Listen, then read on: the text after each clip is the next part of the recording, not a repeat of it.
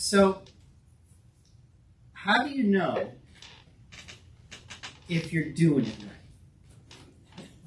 This God stuff, this spirituality stuff. How do you know if you're doing it right? This is kind of a big deal. I mean, there's a lot of pressure to make sure that we're doing it right, that we have the right rules and guidelines and things, and that we're following them appropriately. In a way, it seems easier because we're not a big fire and brimstone kind of people. I mean, in other places, if you don't follow the rules right, you really get in trouble for eternity and all that, right? You did it wrong, so therefore the heater is on.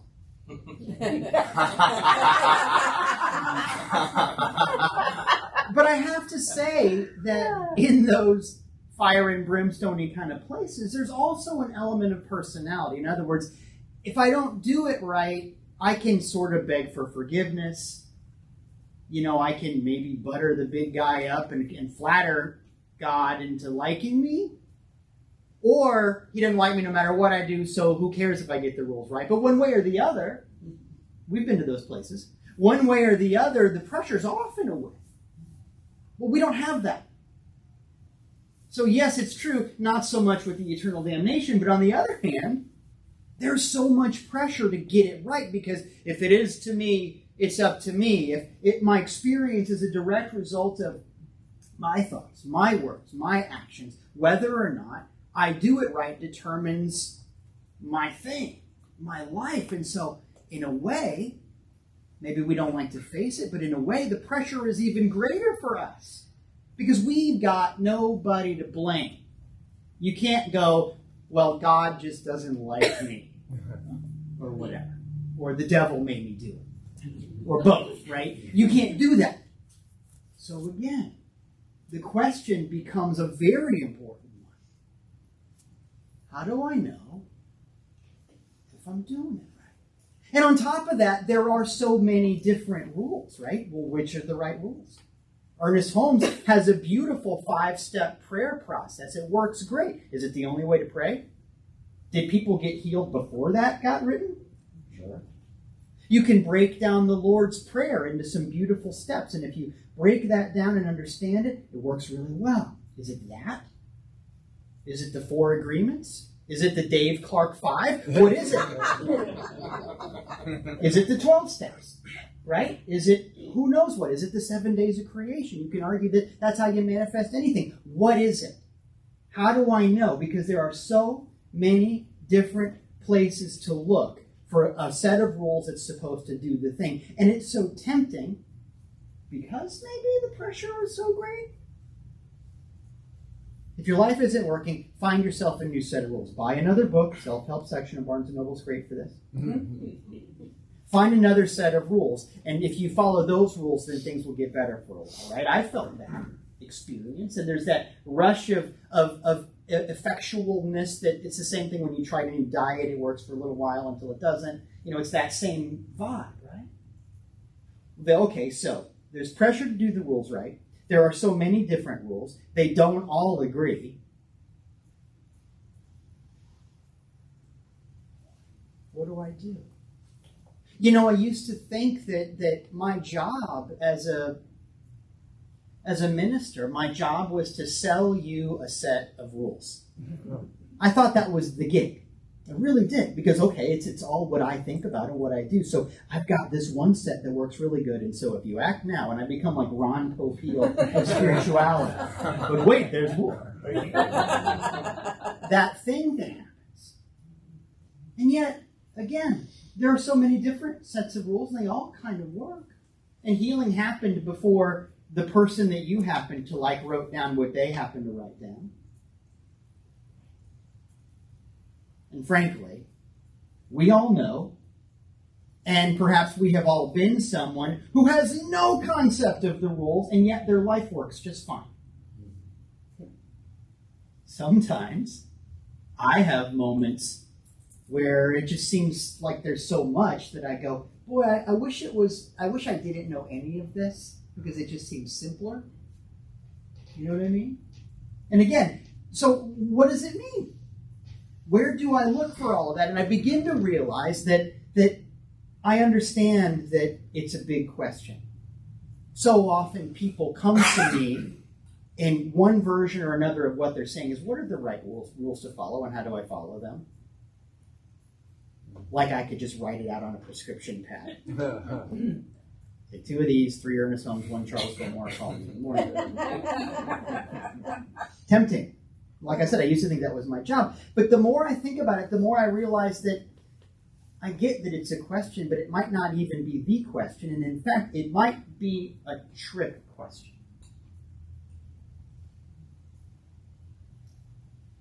What if, as beautiful as they are, as helpful as they are, as lovely as they are, as life-changing as they might be, what if it's not about the rules at all? What if the rules are something that we wrote to understand something that cannot be written down? Is a love poem the same thing as love? Is a painting the same thing as beauty? Maybe there's something bigger. Maybe it's a trick question. Someone very wise once told me that it's not about the what and it's not about the how. It's about the why. If you can figure out your why,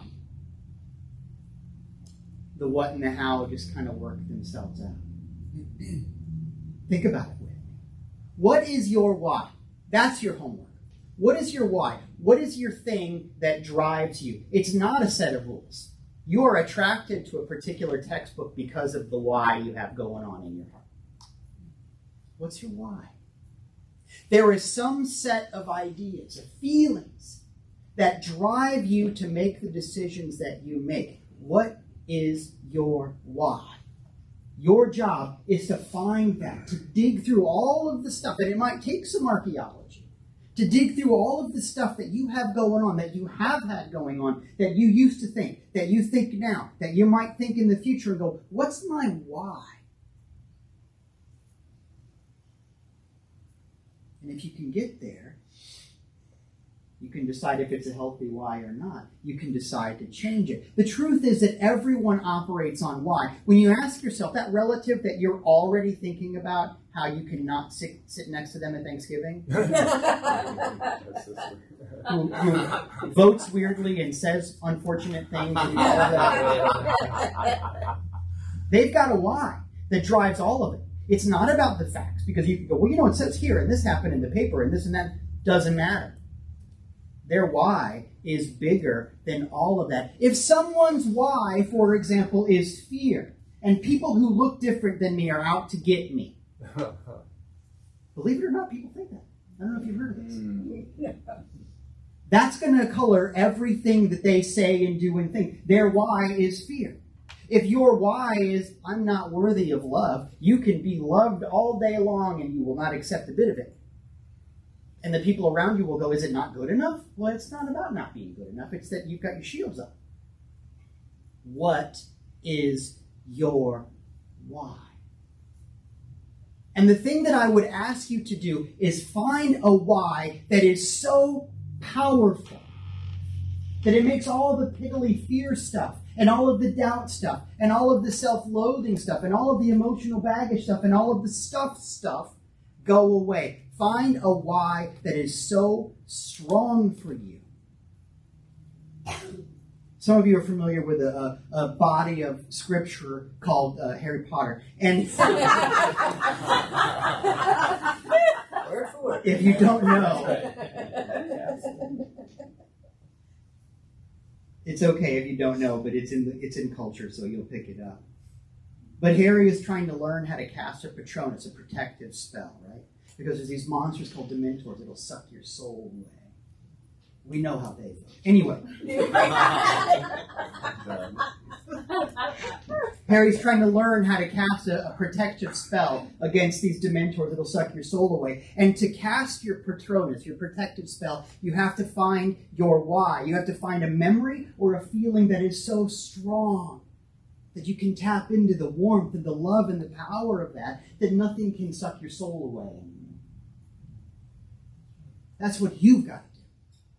Find something that is so strong. It doesn't have to be big. I want to be very clear about that. Strong is different than big. Because I have done workshops and things with people, and I've said, find your why. And they said, well, my why is world peace. That's very big. Very cool. I like world peace too. But is that really what gets you up in the morning? Really? Is that strong enough for you? Does it boil your blood? Does it make you go? Does it do the thing? Maybe not. As important as that is, maybe that's something that we work up to together. Your why might be something like, it is just so sweet to get through the day and not call myself a bad name. It might be, it is just so beautiful to have 5 minutes after I wake up and drink a cup of coffee in peace. Your why might be, if I look in the mirror, I remember that I'm not who my parents said I was. Your why doesn't have to be big. It has to be strong. Find a why that is so strong that the little chattering voices of negativity pale in comparison. They can't suck your soul away anymore. If you can do that, your how and your what will go away. Find a why that is strong, not big. Some of you know I'm a Bible guy. It makes me think of the story of Moses. Perhaps you've heard of him. Beard, great hair. And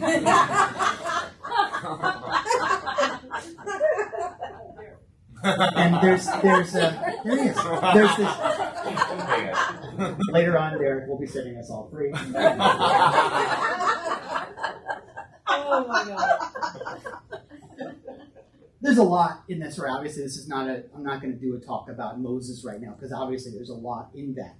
Even in the movie, 10 Commandments, Charlton Heston, great. There's so much. Way too much. Not the point right now. But the point is, here is someone with a big why, right? Setting the children of Israel free, letting the slaves go free. The big why. God says, go do this thing. Is that big enough for you? Burning bush stuff? You know, the whole thing. Very big why. And obviously, he is a hero to a great many of the world's religions. And yet, in key moments of Moses' story, when he is shoulder to shoulder with God, so to speak, he doesn't do it the easy way. He gets mad. He kills a guy at one point, gets kicked out, has to go to the wilderness, have this experience. He comes down from the mountain after he's been hanging out with God. Think about that.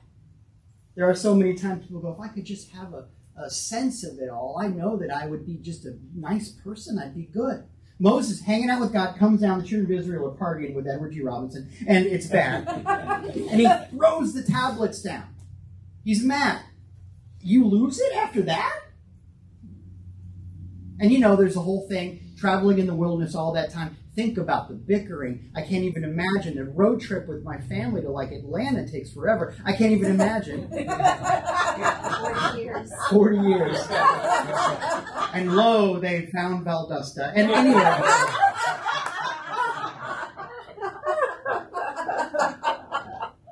Moses is on the border of the promised land. This thing he's been told that he's going to get the children of Israel to. They're free. They're not slaves anymore. Everything's going to work out. It's taken a while, but it's been working out. Right there, problem, God fixes it over and over again.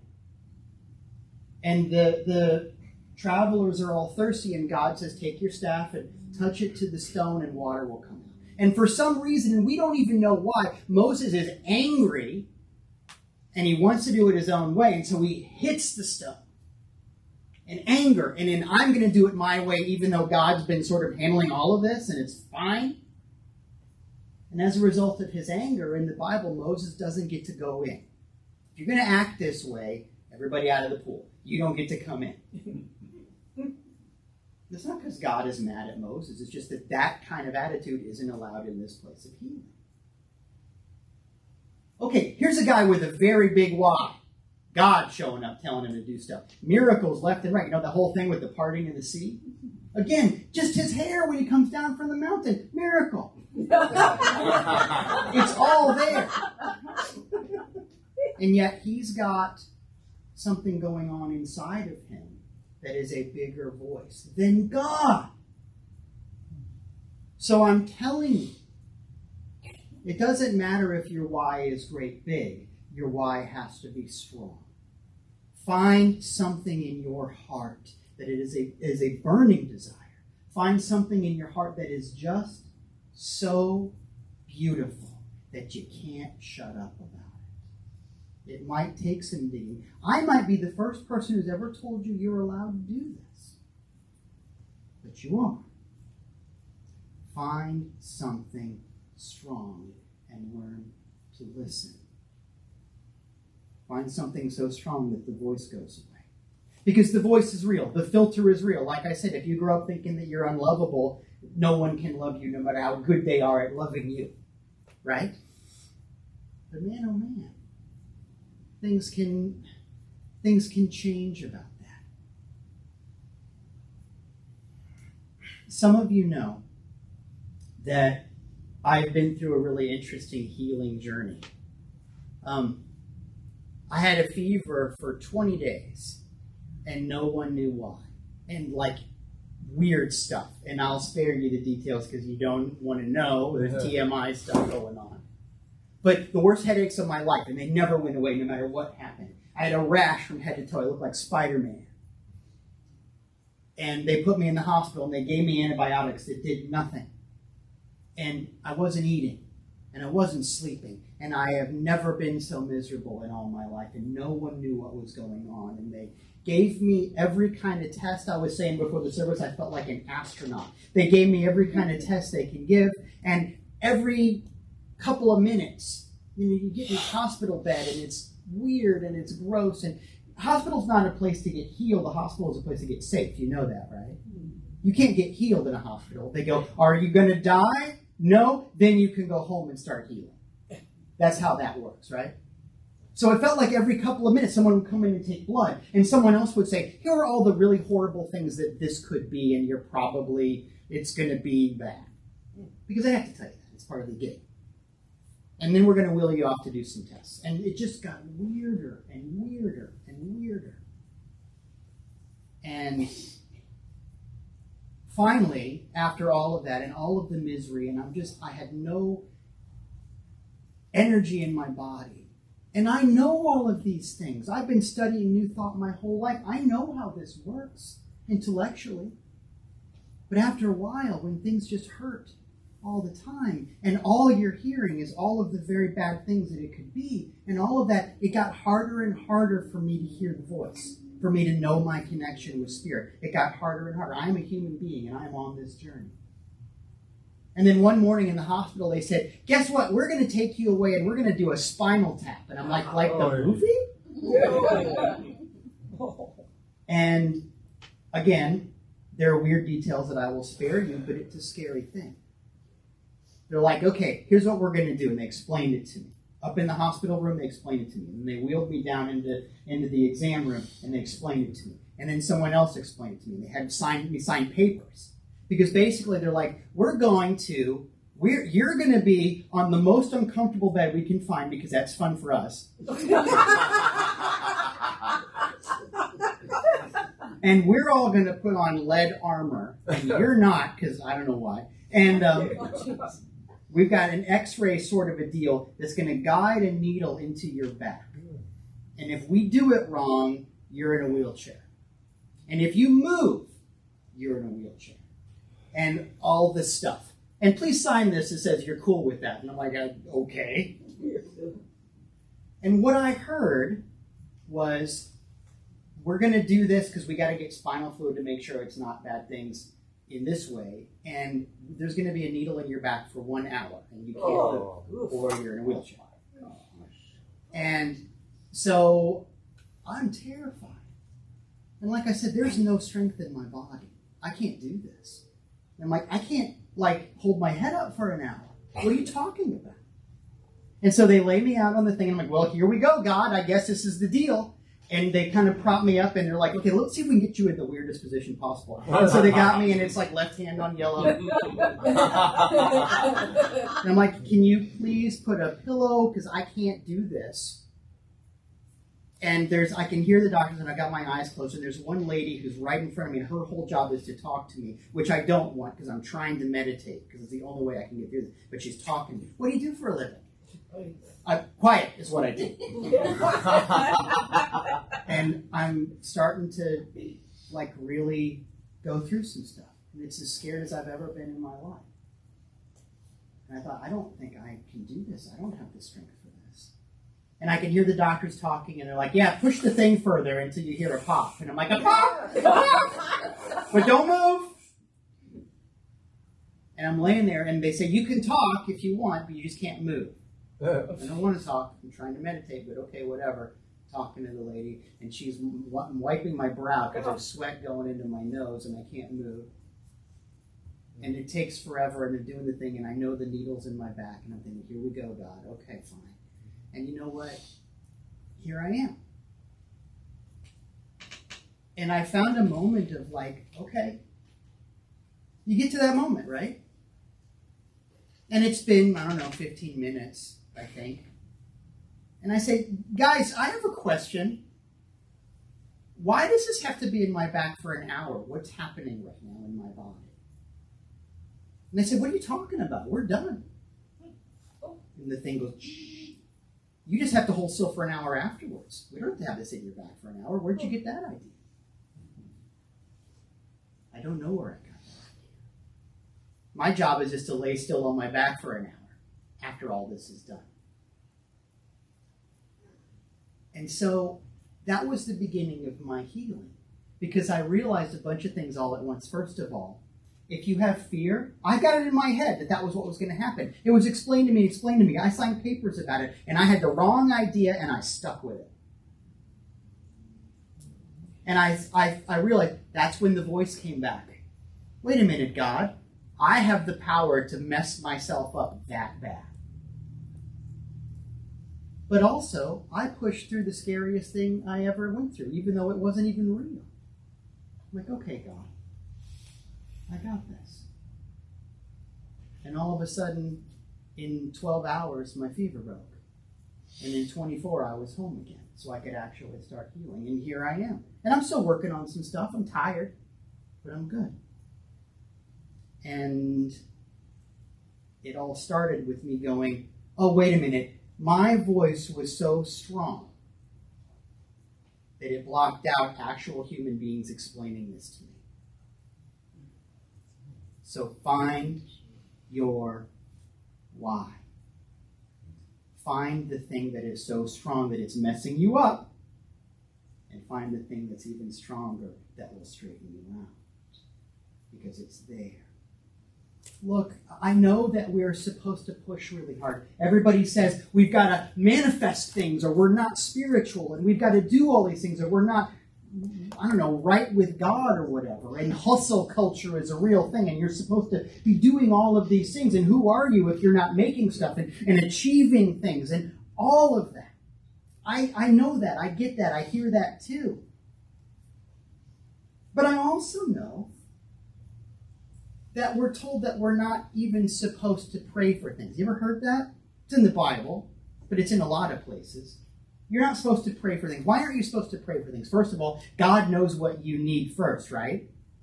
If I'm praying for things, God, if you would just get me a Buick, everything would be cool. God says Buicks aren't cool. But anyway.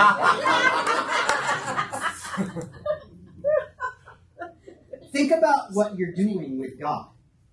If God already knows what you actually need, and you're saying, yeah, I know you know, but let me tell you what's going to fix me. Hang on.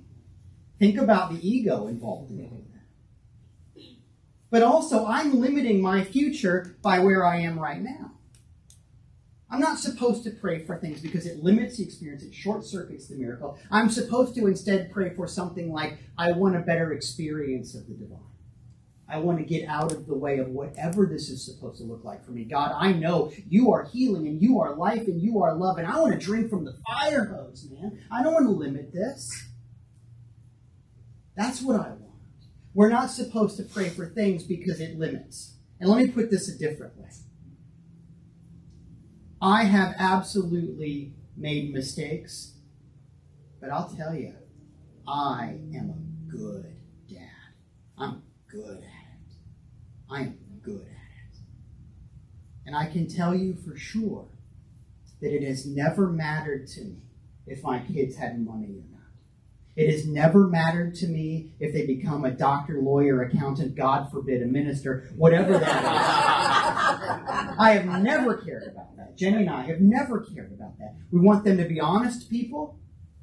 We want them to be kind. We want them to be open to growth. That's it. That's all I want. And I have to believe that God is a better parent than I am. What I'm trying to say is your spiritual rightness, whether or not you get this, has nothing to do with what you manifest, has nothing to do with how much money you have, has nothing to do with where you've been or where you're going. You don't have to do anything to be good. You don't have to do anything to be loved. You don't have to do anything to be healed. You are a child of God and you're already good. And for me to say, okay, I've got to do these things in order to be good, is me saying God didn't do a good job when he made me. I'm not done cooking. What are you talking about? Your job, my job, is to just be. No more of this worrying about manifestation. It's a byproduct. Just be. Your job is to just be the beautiful, wonderful, loving person that God made you to be. Can you just be at work? You got stuff to do. I get it. We got bills to pay. Can you just be at work? If not, change your attitude or change your job. Can you just be in your relationship? If not, change your attitude or change your relationship. Your job is to just be. I know how I see my kids. God sees you with even more love than that. You are already beautiful. Find the thing in your heart that resonates with that. Find the strongest version of that you can be. See that in other people. Let them go. And in so doing, you will be set free. Because after all, freedom